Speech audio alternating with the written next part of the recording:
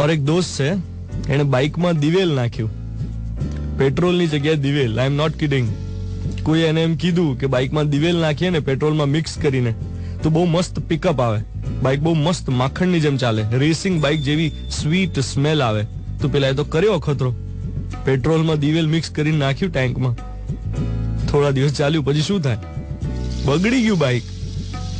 હજુ કે એને તો કોઈ ફરક જ નથી પડ્યો. એ મને કે જૂનું બાઇક હતું એટલે વાંધો નહીં. મેં કહું પણ આવું રિસ્ક લેવાય?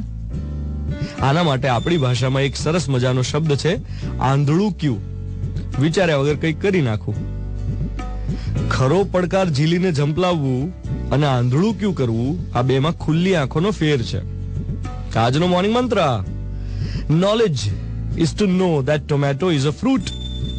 Wisdom is not to put that in fruit salad. ટામેટું એ ફળ છે એવી જાણકારી હોવી એટલે જ્ઞાન, પણ એને ફ્રૂટ સલાડમાં ન નખાય એને કહેવાય સમજ.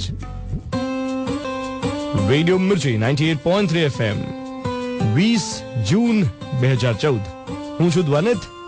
Good morning my dear.